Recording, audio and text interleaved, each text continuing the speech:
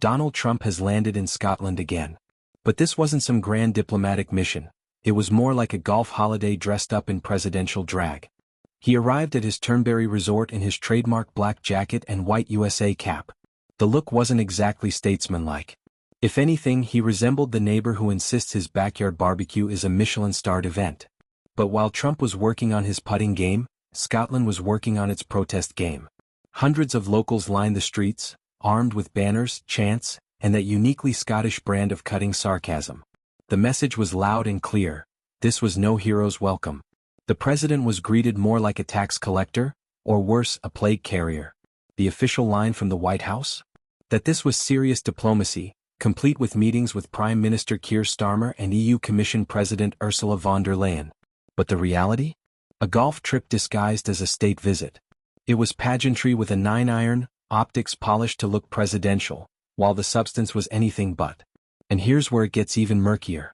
Trump's presence at his own resort highlights, once again, the toxic overlap of business and politics. The presidency should be about service. Instead, it looked like self-promotion. A global stage turned into a marketing opportunity for Trump International. Of course, there was another shadow trailing this trip, the Epstein controversy. With new headlines stirring in the U.S., the timing of Trump's Scottish getaway looked less like coincidence and more like calculated escape. Protesters certainly thought so, waving photos of Trump with Epstein to make sure the world noticed. Now, why does this matter? Because it shows us, in one surreal weekend, the broken state of modern politics.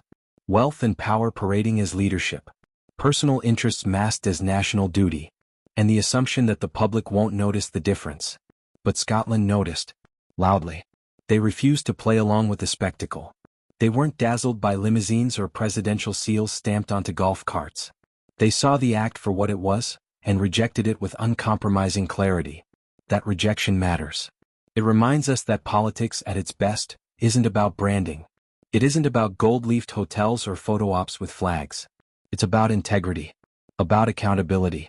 About remembering that some things, like dignity and principle, simply aren't for sale. Trump came to Scotland looking for quiet fairways and friendly applause. What he got instead was resistance, mockery, and a sharp lesson from a people who refused to be impressed by hollow power.